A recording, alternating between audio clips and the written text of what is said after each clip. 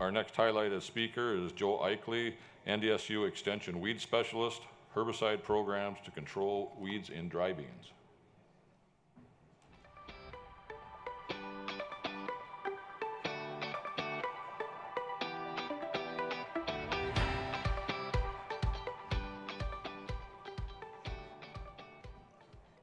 All right. Good afternoon, everyone. So thank you for hanging out this afternoon. So basically what I wanted to do today is summarize really 2 years of work on 2 different weeds and really 3 different trials that was funded by North Harvest, and then a little bit of extra info at the end. So have quite a few data slides here, but I think it's all some pretty good stuff. And so just as far as a general outline, here's what I wanted to go through today. So to break down the 3 research trials, we just have a big pre-plant incorporated and pre-emergence herbicide study, one that's just focusing on post-emergence herbicides, and then we also have a planned sequential herbicide application. And I should say this is all primarily focused on pigweeds.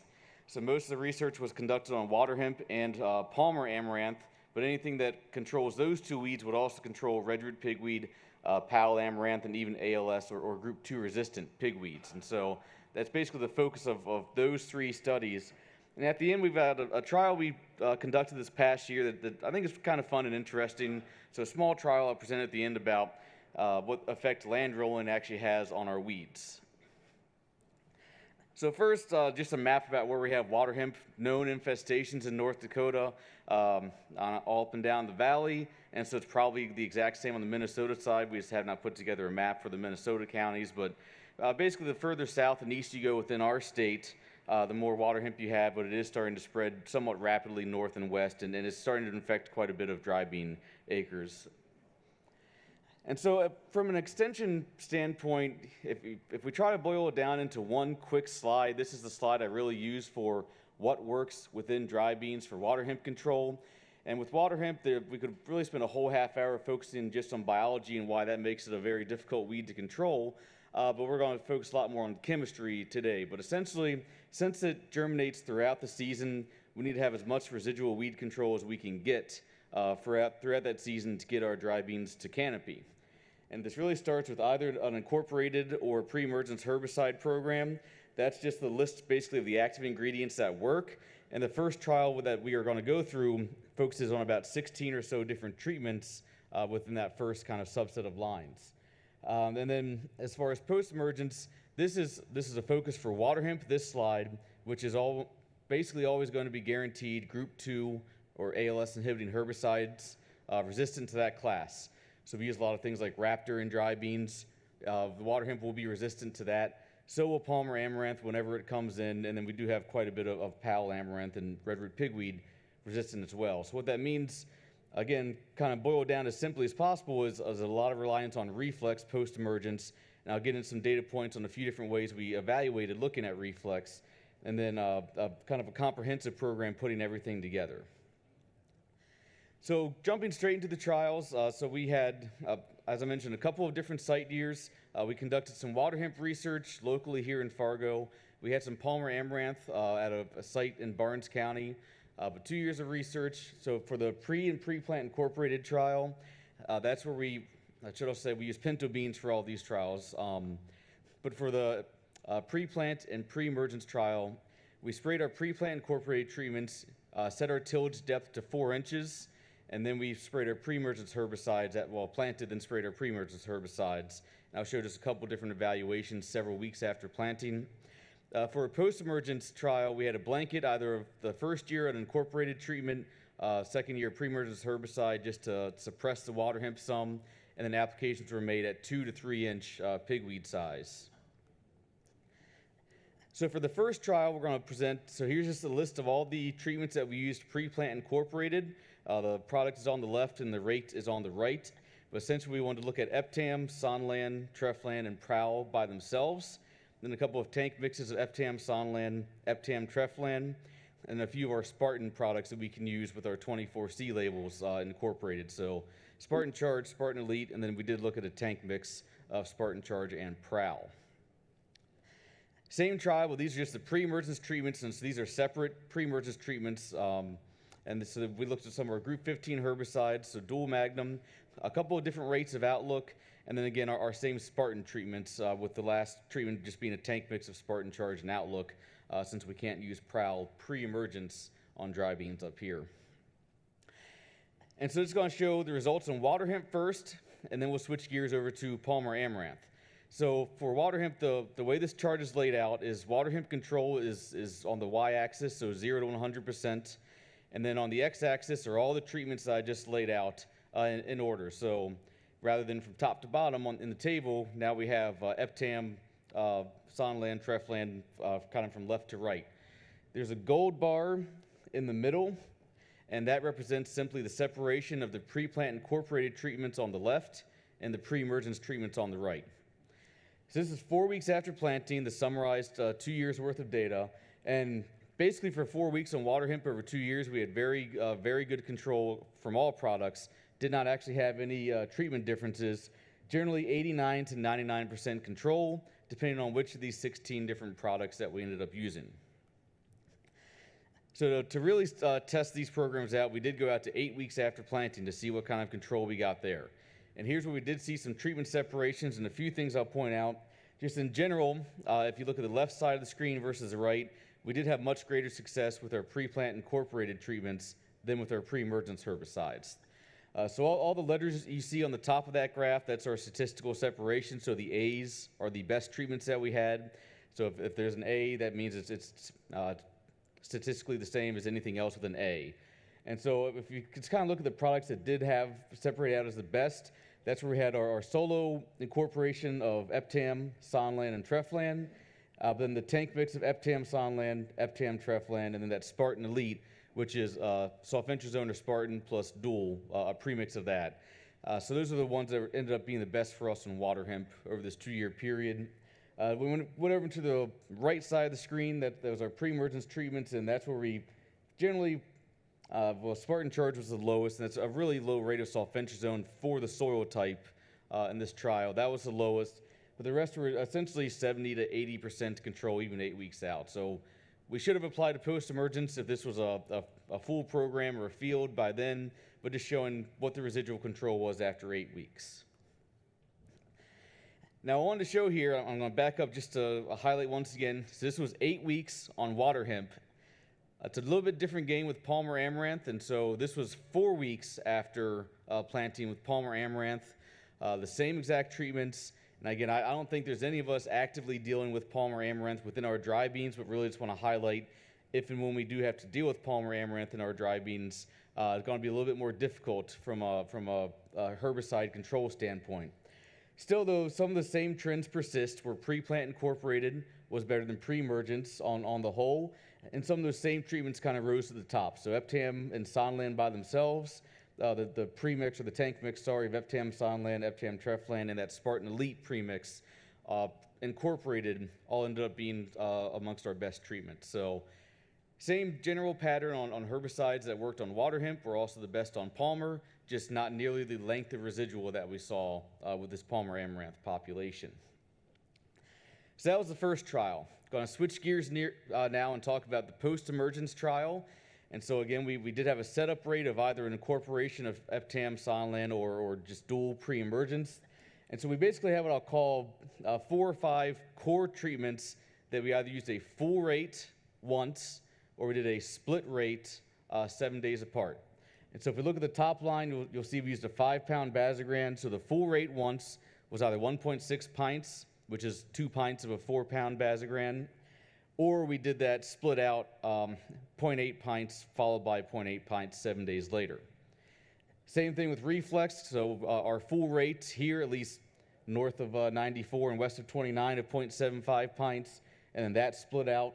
And then Bazagran Raptor tank mix, Bazagran with reflex, and then we had kind of all three together at even lower rates, looking at the micro rate program that Dr. Zollinger put together when he was still around.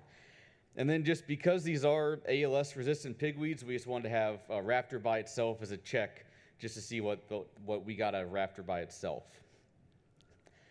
So again, setting up, I'm going to show just the final ratings on these trials, starting with water hemp. So again, control is 0 to 100 from bottom to top of the slide.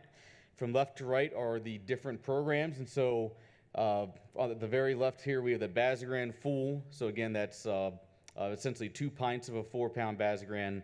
Next to that will be that sequential program. And so that's how it reads from left to right. And as I mentioned, this is water hemp, group 2 resistant. So we didn't expect much activity out of Raptor.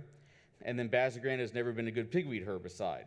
But we wanted to put all these together to really drive home the point that if we do have escaped group 2 resistant pigweeds, it's going to be difficult to control post-emergence. And so all the best treatments that you'll see, basically if we wanted any sort of control to write home about, we need to have reflex in the tank. The ones that really stood out, so this is 4 weeks after the initial treatment, 3 weeks after that sequential for those treatments that had a sequential. The ones that stood out the best were towards the right side of the screen, and we had Bazagran and reflex split out was actually the best, but then using that full rate of that tank mix was right there amongst the best treatments as well. And then we did have some success using multiple applications of that micro-rate program. So when we just use reflex by itself, either full rate up front or split out, so 6 ounces a week apart, not quite as good as having Bazagran in the tank. Even though we don't expect much control at all out of Bazagran, it did kind of help with the reflex on water hemp control. Same thing with Palmer, just again, like the pre-plant and pre-emergence treatments, more severe as far as not getting the best of control. And so same exact rating timing, we just switched pigweed species here. And so what we're looking at here is, again, the same general trends. So we needed a reflex for some sort of control, but now the best treatment that we had was once again the split rate of Bazagran and reflex 7 days apart, but we only got about 70% control compared to somewhere in the 90% range. Part of what happened here is our target was 2-inch pigweeds. It was honestly closer to 3 inches. It even happens to us in research, not getting the pigweed sprayed at the right time we want them to. And even though both are susceptible to reflex, Palmer is just more inherently tolerant of reflex than water hemp is. And once it gets over 3 inches, you really can't expect complete control. And so would look a little bit better if we did get on 2-inch tall Palmer, but this is kind of the results that we had from these research trials. So the one thing I just wanted to point out, since I did talk about how we were definitely relying on reflex to control Palmer amaranth and water hemp, is this is a survey we conducted of pigweed species fall of 21, and then all last winter we screened these species in the greenhouse for resistance, and we have found at least 7 counties in North Dakota and several within our dry bean growing areas that do have group 14 or the PPO resistant water hemp. And so this is where it becomes concerning. If you do have a population like this on some dry bean acres, reflex won't work on those populations. And so then it really becomes all soil applied residuals trying to get us full length or full season control of that type of population. So hopefully this isn't too widespread yet. We do know it exists. I would anticipate very similar results on the Minnesota side of the river. We just haven't conducted a survey over there, but it's notes in the area. Be aware of it. If you really see reflex not working on some water hemp, we can certainly always take some seed at the end of the year and test it for you. So the last trial I wanted to show that was part of this series of trials that was funded over the past couple years is a planned sequential application. So really throwing the kitchen sink at water hemp and Palmer, seeing how well I can do full season, even with what I would generally call our limited herbicide programs compared to a soybean or a corn type of field. And so same exact populations and locations.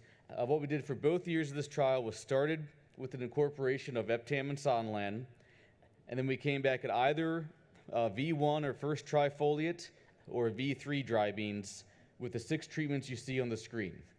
And so we wanted to look at Varisto by itself just as kind of a base. And again, we didn't anticipate much post-emergence control out of Varisto because we have the ALS resistance with the pigweeds. So we didn't expect much foliar control out of Varisto. But then we also looked at layering on some Outlook and Dual. And I should point out that Dual over the top of dry beans is currently not labeled. I know it's kind of in the EPA pipeline, but the EPA pipeline's kind of clogged up right now, but we're hoping that'll give us just another Group 15 option over the top. Right now, only Outlook over the top is the labeled Group 15. And then knowing we're going to have some escapes, we did those same treatments, but then had reflex in the tank as well to control any escaped pigweeds that we had. And so now, just to make sure you're awake, I pivoted the tables on us. So rather than going from bottom to top, we're going left to right for control. And so on the far left side of the screen is no control, and on the far right side will be 100% control. So these are our water hemp data combined over 2 years. This is just weed control of water hemp taken at harvest. And then from top to bottom are the different treatments. So Varisto at V1, followed by Varisto and Outlook at V1, and then going down the screen to Varisto Dual and Reflex at V1.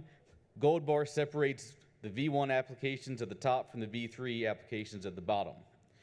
And in general, for 2 years of water hemp, again, we don't have any letters on the slide, so we did not actually have any treatment separation. Generally, all these programs gave us about 90 to 100% control.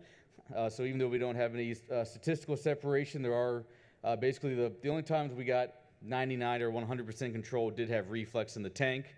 But again, no different than even just doing Varisto at V1 by itself. And so if you remember back to the pre-plant incorporated treatments I was showing you, that's not too much of a surprise because we were getting 90+% control 8 weeks out with that tank mix incorporated. So again, we started with that base incorporation of Eptam Sonlan, and then for this trial. And so there really weren't that many pigweed species when we applied the post-emergence treatments anyways, for water hemp. Palmer a little bit different. Just like the other trials, we've just had a much more difficult time getting full season control with these chemistries on the Palmer Amaranth site. So again, just really driving home the fact that it's going to be much more difficult if Palmer makes its way into our dry bean acres. I should say, this is an error on my part, the top of the screen should say 60 days after planting for Palmer, because that's when we had to destroy the trial. So we didn't even go as far. We didn't go 100 days and take this to yield. So Palmer was just about 60 days after planting. Otherwise, the treatments are laid out the exact same, and again, separating V1 from V3 from top to bottom. And the main thing that we did see with Palmer is that all the best treatments, so again, all those ones that have the A next to it, is where we had reflex post-emergence. And so we did have Palmer come up and break through that Eptam Sonlan much more readily than the water hemp did at the other site, and we did need some reflex to clean up those plants that escaped. Still then, we weren't able to achieve full season weed control on Palmer Amaranth, but again, just highlighting, we do have some programs that can get us above 80%, but for a weed like that, that's really not sufficient. So again, just another kind of reason to try and keep these out of our acres, to not really have to deal with that weed year in and year out. Okay, so again, just bringing back this slide with the Group 14 resistant water hemp in the different counties. The reason being, I want to set up and go back to the slide that I started with, but now what we've done is the first slide I showed just kind of the extension recommendation of if you have ALS or Group 2 resistant water hemp, what different products work. And where this Group 14 resistance really comes into play, if it continues to spread for us with water hemp, is, as I mentioned earlier, it takes out that option to use reflex to control plants. So that means post-emergence, we wouldn't have anything effective. We just have to really try and layer on some Outlook, and then if we get dual over the top, that would be another option in the future. But layer on that residual pretty early, probably 3-4 weeks after planting, and hope to get about 6 weeks of residual control would really be our best shot. And the other thing I just want to point out, I've made sulfentrazone red or Spartan red on this slide. With that PPO or Group 14 resistant water hemp, we still get some control with our products like Spartan, but it is just a reduced amount of control. So if you typically expect, I'm just going to throw numbers just to make the point, if you typically expect 5 weeks of residual control out of Spartan, maybe you'll get 2 to 3 on a Group 14 resistant water hemp population. And so again, just highlighting, if we continue to get more Group 14 resistant water hemp, it will be a little bit different and more challenging to control that resistant biotype compared to what most of us are currently dealing with. Okay, looks like I'm doing good on time here. So I just wanted to show one trial that we conducted this past year that we thought was pretty fun. The caveat here is we planted soybean, but we did use a product we can use in dry beans. So just don't be alarmed if there's soybeans in the pictures. This could be applicable for dry bean as well. So basically what we decided to do is we wanted to evaluate what effect rolling has on either basically on weed control in general or weed populations. And so this was conducted just at our Prosper site last year, which is conventionally tilled. And the 5 different treatments that we had basically a true non-treated, where all we did was till and then plant and then nothing else. So did not roll those plots, no herbicide application. Then we also had 3 different treatments where we did apply a herbicide. So either the herbicide by itself without rolling, we either rolled first and then applied our herbicide, or we applied the herbicide first and then made our rolling application. So it's a question we probably get annually from a couple different areas of, can I roll then spray, spray then roll, just out of curiosity, so we wanted to look at it. And then we did have another check where we rolled without the herbicide application. And I'll kind of get into the importance of why we wanted to look at that here when I show the results. But so the herbicide we used was Broadax, which is the same thing as Spartan Elite. So I don't think we can use Broadax in dry beans due to labeling technicality, but we can use Spartan Elite. So again, something we could use in dry bean. And then we took some visible weed control and then some weed counts. And so now we're back to vertically our bars here. So 0% control on the bottom, 100 on the top. The treatments are from left to right. So the far left column is no rolling, no herbicide. The far right is rolling without the herbicide. We have 2 different colored bars now. We have the gold bar is yellow foxtail, was the main grass species in this trial. And the green bar is now Powell amaranth, which we have quite a bit of in our state. It's the way we kind of talk about Powell amaranth is it's not nearly as problematic as water hemp, but it is more problematic than redwood pigweed. So maybe your college basketball team rather than your professional basketball team, certainly a little bit more difficult than your high school basketball team. It's one analogy I've heard someone make. But essentially, did not expect any weed control when we didn't apply herbicide, so those 2 data points make sense. And just wanted to show in the middle, what we're looking at is basically 81 to 90% control of the yellow foxtail, did not see any differences, and then basically complete control of Powell amaranth. So herbicide by itself in the absence of rolling, or then sequence of rolling and herbicide application did not matter for weed control. We did conduct some weed counts, and so that's what this slide is now showing. So rather than just 0 to 100% control, this is the amount of weeds that we saw on a square meter or a square yard basis. And so in the middle now is the 3 middle bars are where we had a herbicide, and so that's generally at 4 weeks after planting is when the data was collected. Did have some weeds escape, and we just grouped them into grasses and broadleafs. Gold bars being grasses, green bars being broadleafs. And so no differences between those 3 treatments as far as weed pressure.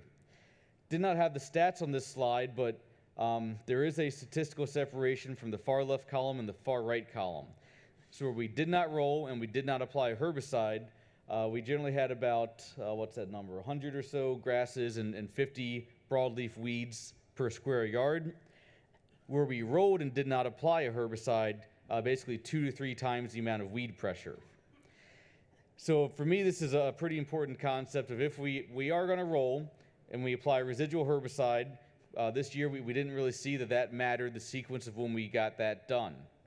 But if we rolled and then did not apply a residual herbicide, we are looking at more weed pressure in a post-emergence application.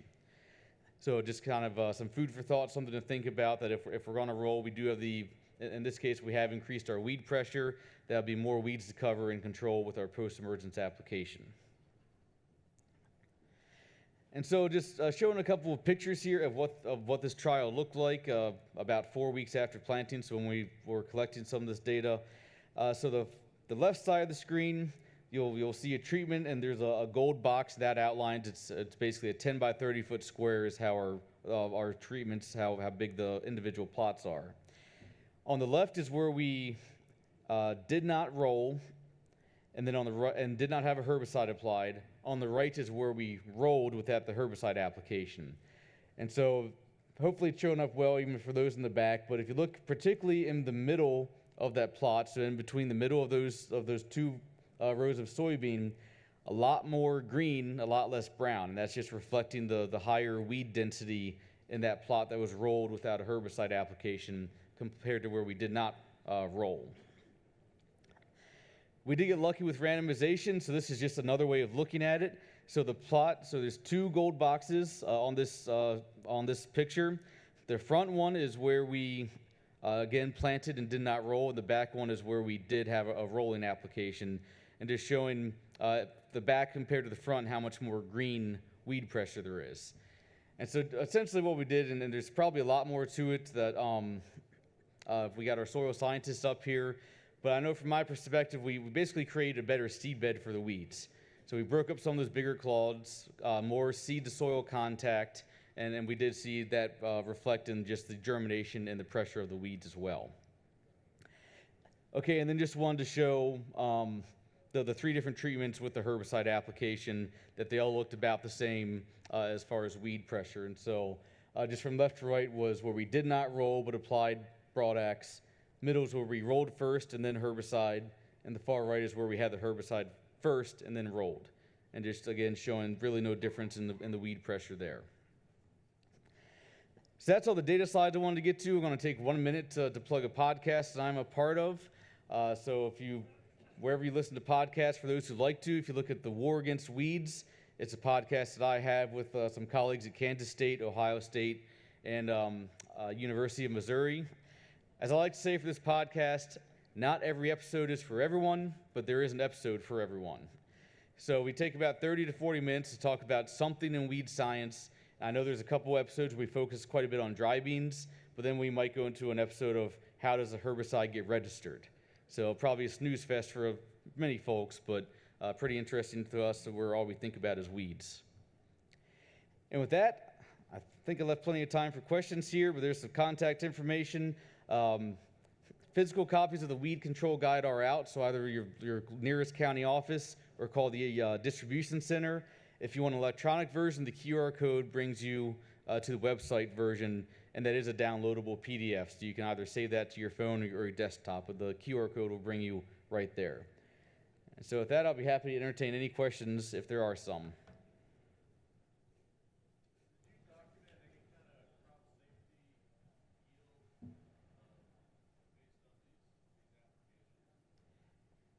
Yeah, so the question was, did we document crop safety or yield based on these applications? And yes, we did, and I should have pointed out the reason I didn't show anything on the slide is because we did not see any differences. And again, I'll point out we did use a pinto bean, so that probably influences that to some degree. If we would have compared if we use like a navy or a kidney bean, where we typically see a little bit more herbicide injury, but no injury from the pre-plant, incorporate, or pre-emergence herbicides. I'll just say transient injury from reflex, so really speckled up a couple of those leaves, but within 7 days it was grown out of it just fine. Yield, we did conduct yield or collect yield at the water hemp sites, and really just for that season-long systems approach, and absolutely no differences in yield on those trials either. That rolling trial I just showed we didn't take to yield, but the first three I did, that's basically what we saw.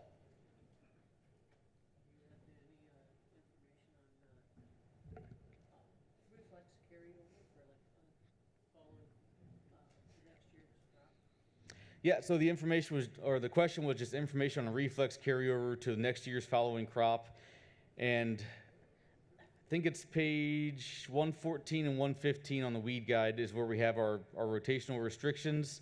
So we did not, in that case, plant anything sensitive the next year, but generally it's going to be most broadleaf crops you're safe to go back to. Exceptions might be sugar beet, and we do have some. Really, corn is the grass of concern rotating back to, but we do have that table in the weed guide. And you had, yes? Did you guys look at permit at all? How does that fit into the equation? What group would that be under? And Yep. Yes, good question. So we did not look at permit, and the reason being is because permit itself has never been the best on pigweeds, certainly when compared to raptor. And so knowing that we were going to work with a resistant species, that's basically why we just chose raptor rather than permit. So that's a group 2 herbicide, so same site of action as raptor. Pursuit would be in that same class as well. But usually we'll look at permit for maybe some more large-seeded broadleaf weed control. But again, we wouldn't have expected to work on these pigweeds we tested anyways.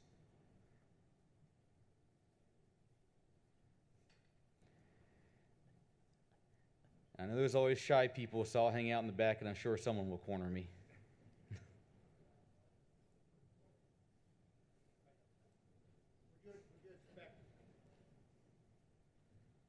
I know this isn't a kochia deal, but would you expect similar results using the combinations you're talking about with kochia weed? Yeah, so it's a good question there, and that's too far to scroll back. But post-emergence, yeah, basically, well, post-emergence, we would expect more control from Bazagran. We do know if we have small kochia, 1 to 2 inches, some older data is basically that a split application of a pint and a pint of Bazagran works pretty well on kochia. Otherwise, reflex would be somewhat similar and very size dependent there. So that's post-emergence. The pre-plant incorporated and pre-emergence data, there's where we'd really rely more on the sulfentrazone, or then if we incorporate Sonland, would be really one of our best incorporated treatments. So some of the things like dual and outlook wouldn't be as good on kochia as we were seeing with the pigweeds.